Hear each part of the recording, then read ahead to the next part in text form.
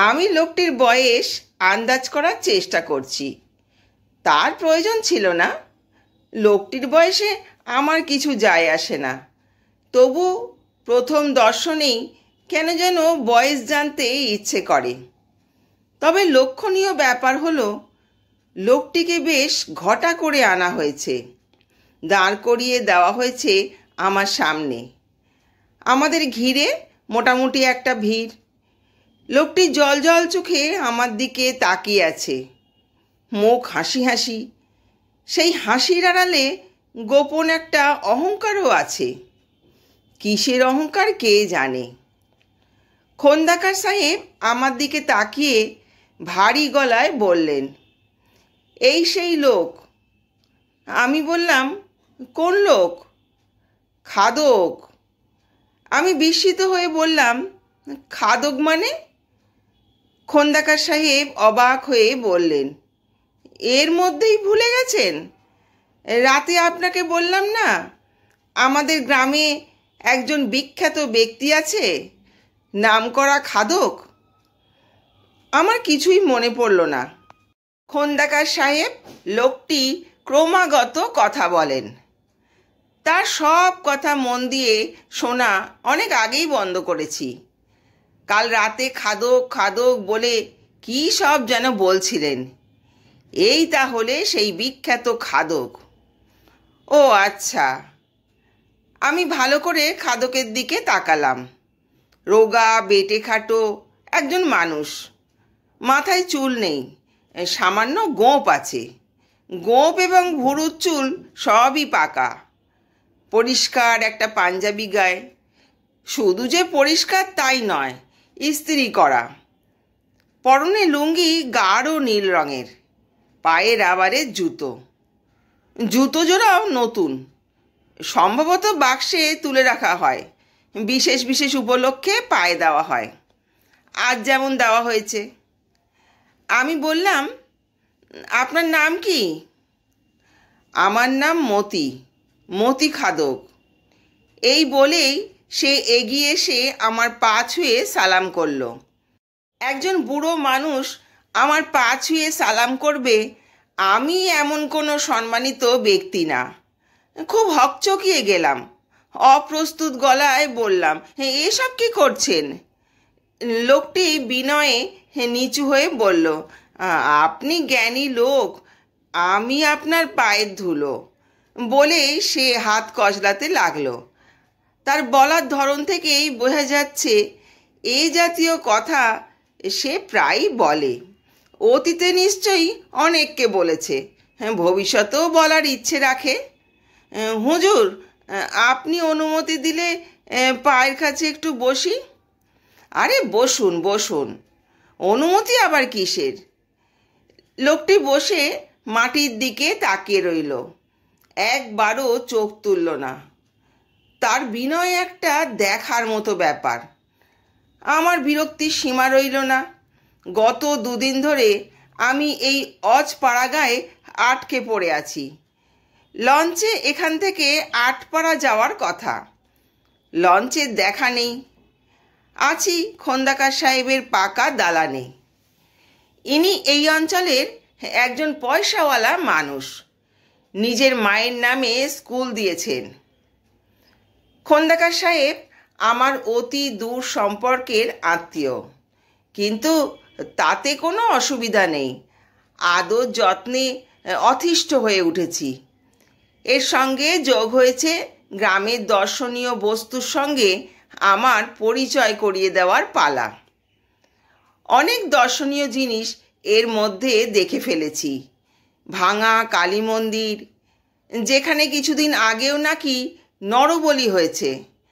একটা অচিন বৃক্ষ, সেই অচিন বৃক্ষটি নাকি এক জাদুকর কামরূপ থেকে এনে পুঁতেছেন, যার ফল খেয়ে যৌবন স্থির থাকে। তবে এই ফল এখনো কেউ খায়নি, কারণ গাছটায় ফল হচ্ছে না। তেঁতুল গাছের মতো গাছ দর্শনীয় কিছু নয়, তবু ভাব দেখালাম যে পৃথিবীর সপ্তম আশ্চর্য দেখছি। একজন দর্শনীয় বস্তু এই মুহূর্তে আমার পায়ের কাছে মাথা নিচু করে বসে আছে। লোকটি নাকি বিখ্যাত খাদক, এক বৈঠকে আধ মন গোস্ত খেতে পারে। আমি বিন্দুমাত্র উৎসাহ বোধ করছি না, কিন্তু খোন্দাকার সাহেবের উৎসাহ সীমাহীন। তিনি অহংকার মেশানো গলায় বললেন, মতি মেডেল পেয়েছে 3টা। এই প্রফেসর সাহেবকে মেডেল দেখা। মতি মিয়া পাঞ্জাবির পকেট থেকে মেডেল বের করলো। মনে হচ্ছে মেডেল তার পকেটেই থাকে, কিংবা আমাকে দেখানোর জন্য সঙ্গে করে নিয়ে আসা হয়েছে। একটা মেডেল দিয়েছেন নেত্রকোনার সিও রেভিনিউ, একটা আজিজিয়া স্কুলের হেডমাস্টার। অন্যটিতে নাম ধাম কিছু লেখা নেই। আমার মেজাজ খারাপ হয়ে গেল। একজন লোক পরিমাণে বেশি খায় বলেই তাকে মেডেল দিতে হবে? দেশটা যাচ্ছে কোন দিকে? খোন্দাকার সাহেব বললেন, অনেক দূর দূর থেকে লোক এসে মতিকে হায়ার করে নিয়ে যায়। কেন? বাজির খাওয়া হয়? মতি যায় বাজি জিতে আসে। বরযাত্রীরা সাথে করে নিয়ে যায়। মতি সঙ্গে থাকলে মেয়ের বাড়িতে খাওয়া শর্ট পড়ে। মেয়ের বাপের একটা অপমান সবাই চায়। কিছু না বললেই ভালো দেখায় না বলেই বললাম, হ্যাঁ, ইন্টারেস্টিং মনে হচ্ছে। খোন্দাকার সাহেব বললেন, মতির রোজগারও খারাপ নয়। হায়ার করতে হলে তার রেট হচ্ছে 20 টাকা। দূরে কোথাও নিতে হলে নৌকায় আনা নেওয়ার খরচ দিতে হয়। আমি বললাম, এটাই কি প্রফেশন নাকি? আর কিছু করে না? জবাব দিল মতি মিয়া। বিনয় বিগলিত গলায় বলল, খাওয়ার কাম ছাড়া কিছু করি না। করো না কেন? একসাথে 2-3টা কাম করলে কোনোটাই ভালো হয় না। আল্লাহ তাআলা একটা বিদ্যা দিচ্ছে, খাওয়ানোর বিদ্যা। অন্য কোনো বিদ্যা দেয় নাই। আল্লাহ তাআলার প্রদত্ত বিদ্যার অহংকার মতি মিয়ার চোখে চিকচিক করতে লাগলো। আমি হাসবো না কাঁদবো বুঝতে পারলাম না। পাগলের প্রলাপ নাকি? খোন্দাকার সাহেব দরাজ গলায় বললেন, সন্ধেবেলায় মতি মিয়ার খাওয়ার ব্যবস্থা করেছি, নিজের চোখে দেখেন। শহরের 10 জনের কাছে গল্প করতে পারবেন। গ্রাম দেশেও দেখার জিনিস আছে। প্রফেসর সাহেব, তা তো নিশ্চয়ই আছে, তবে ভাই আমাকে দেখানোর জন্য কিছু করতে হবে না। শুনেই আমার আক্কেল গুরুম। না দেখলে কিছু বুঝবেন না। আধমন রান্না করা গোস্ত যে কতখানি সেটা দেখার পর বুঝবেন মতি মিয়া কোন পদের জিনিস। কিরে মতি, পারবি তো?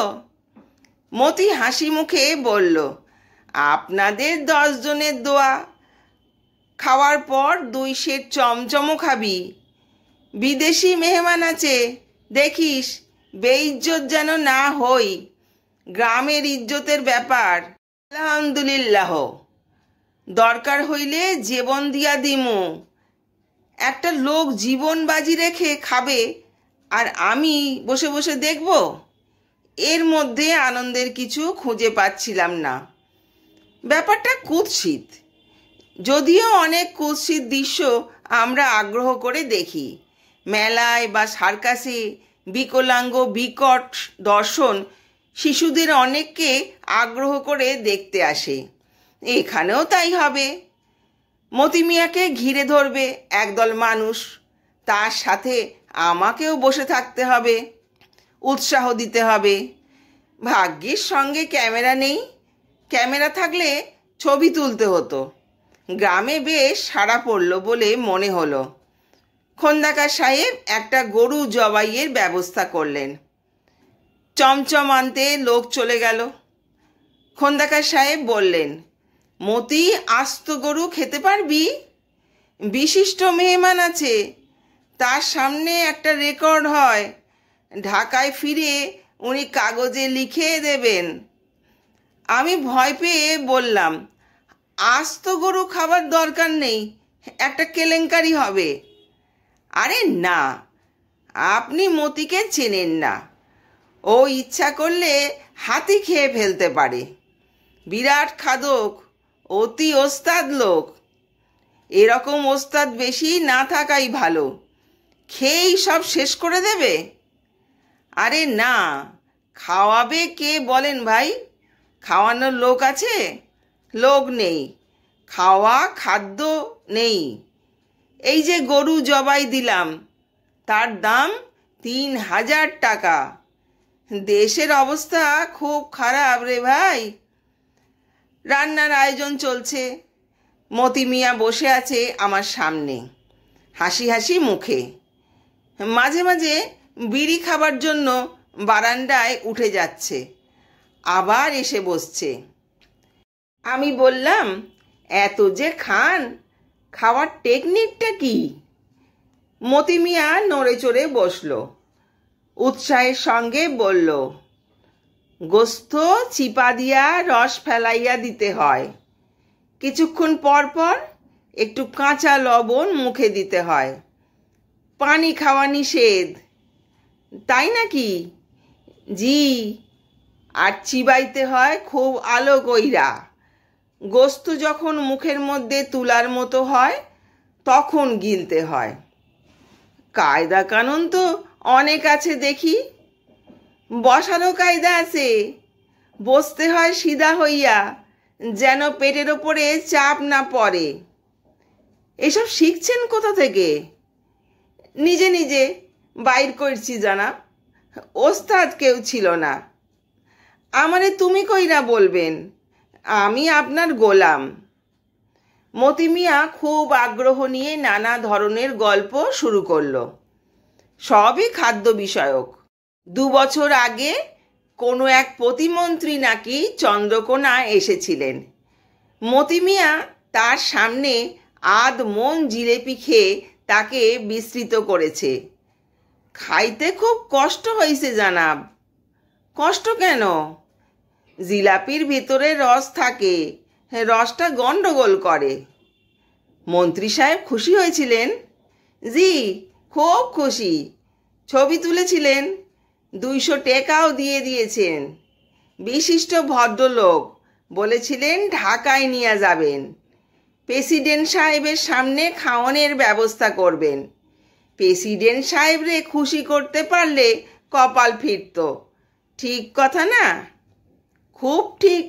আমাদের প্রেসিডেন্ট সাহেব কবি মানুষ, খুশি হলে হয়তো আপনাকে নিয়ে কবিতাও লিখে ফেলতেন।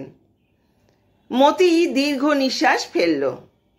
আমি বললাম, আপনার ছেলে মেয়ে কি, তারাও কি খাদক নাকি? জি না, তারা না খাওয়াজদির দল, খাইতে পায় না। কাজ কাম তো কিছু করি না, খাওয়ামু কি? তারা হইল গিয়ে আফনের দেখক। সেটা আবার কি? তারা দেখে, আমি যখন খাই তখন দেখে। দেখনের মধ্যেও আরাম আছে। মতি মিয়া বিমর্ষ হয়ে পড়ল। এই প্রথম বারান্দায় না গিয়ে আমার সামনেই বিড়ি ধরিয়ে খক খক করে কাশতে লাগলো। খাওয়া শুরু হলো রাত 10টার দিকে। একটা হ্যাজাক জ্বালিয়ে উঠোনে খাবার আয়োজন হয়েছে। এই প্রচণ্ড শীতে কাঁথা গায়ে গ্রাম ভেঙে লোকজন এসেছে। মতি মিয়া খালি গায়ে আসন পিঁড়ি হয়ে বসেছে। ধ্যানস্থ মূর্তি মতি মিয়ার ছেলে মেয়েগুলিকেও দেখলাম। পেট বের হওয়া, হাড় জিরজিরে কয়েকটি শিশু চোখ বড় বড় করে বাবার খাবার দেখছে। শিশুগুলি ক্ষুধার্ত, হয়তো রাতেও কোনো কিছু খায়নি। মতি একবারও তার বাচ্চাগুলির দিকে তাকাচ্ছে না। খোন্দাকার সাহেব গ্রামের বিশিষ্ট কিছু লোকজনকে এই উপলক্ষে দাওয়াত করেছেন। স্কুলের হেডমাস্টার, গ্রামীণ ব্যাংকের ম্যানেজার, থানার ওসি সাহেব, পোস্টমাস্টার সাহেব, সামাজিক মেলামেশার একটি উপলক্ষ। বিশিষ্ট মেহমানদের জন্য খাসি জবাই হয়েছে, দস্তরখানা বিছিয়ে দেওয়া হয়েছে। আলোচনার প্রধান বিষয় ইলেকশন। ভাবভঙ্গি দেখে মনে হচ্ছে খোন্দাকার সাহেব ইলেকশনের ক্ষেত্র করেছেন। এর আগের বার হেরেছেন, এবার হারতে চান না, জিততে চান এবং দেশের কাজ করতে চান। অতিথিরা রাত 12টার দিকে বিদেয় হলেন। জাঁকিয়ে শীত পড়েছে। মতি মিয়াকে ঘিরে যারা বসে আছে তাদেরকে শীতে কাবু করতে পারছে না। খড়ের আগুন করা হয়েছে, সেই আগুনের চারপাশে সবাই বসে আছে। শুধু মতি মিয়ার ছেলেমেয়েরা তার বাবার চারপাশে বসে আছে। তীক্ষ্ণ দৃষ্টিতে তার বাবার খাওয়া দেখছে। মতি মিয়া ফিরেও তাকাচ্ছে না। তার গা দিয়ে টপ টপ করে ঘাম পড়ছে। চোখ দুটি মনে হচ্ছে একটু ঠেলে বেরিয়ে আসছে। আমার মনে হয় পিতলের এই বিশাল হাঁড়ির মাংস শেষ করবার আগেই লোকটা মারা যাবে। আমি হব মৃত্যুর উপলক্ষ। মনটাই খারাপ হয়েই গেল। পুরো ব্যাপারটাই কুৎসিত। একদল ক্ষুধার্ত মানুষ একজনকে ঘিরে বসে আছে, সে খেয়েই যাচ্ছে। খোন্দাকার সাহেব এসে আমার পাশে দাঁড়ালেন। হাসি মুখে বললেন, কেমন দেখছে? ভালোই। বলছিলাম না বিরাট খাদক? তাই তো দেখছি। শুয়ে পড়েন, শেষ হতে দেরি হবে। সকাল 10টার আগে শেষ হবে না। এখন খাওয়া স্লো হয়ে যাবে। তাই নাকি? জি। শেষের দিকে এক টুকরো গোস্ত গিলতে 10 মিনিট সময় নেয়। আমি মতির দিকে তাকিয়ে বললাম, কি মতি, খারাপ লাগছে? যে না। খারাপ লাগলে বাদ দাও, বাকিটা তোমার বাচ্চারা খেয়ে নেবে। খোন্দাকার সাহেব বললেন, অসম্ভব, একটা রেকর্ড করছে দেখছেন না? তুমি চালিয়ে যাও মতি। ভাই আপনি গিয়ে শুয়ে পড়ুন। আমি শুয়ে পড়লাম। শুয়ে শুয়ে অনেক চেষ্টা করলাম মতি মিয়ার চরিত্রে কিছু মানবিক গুণ ঢুকিয়ে দিতে। নানাভাবেই তা সম্ভব। রাত 1টার দিকে যদি মতি মিয়া ঘোষণা করে, বাকি গোস্ত আমি আর খাবো না, হার মানলাম, এখানে যারা আছে তারা খাক, তাহলেই হয়। কিংবা দৃশ্যটা আরও হৃদয়স্পর্শী হয় যদি শেষ দৃশ্যটি এরকম হয়, মতি মিয়ার বাচ্চারা সব ঘুমিয়ে পড়েছে, একজন শুধু জেগে আছে।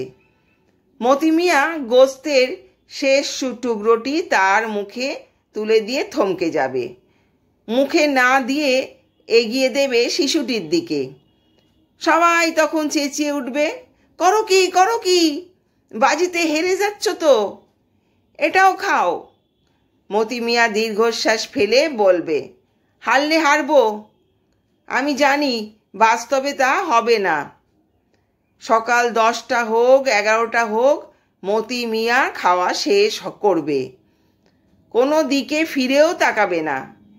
এত কিছু দেখলে খাদক হওয়া যায়। বন্ধুরা, চ্যানেলটা সাবস্ক্রাইব করে পাশে থেকো পরবর্তী গল্পের জন্য। ধন্যবাদ।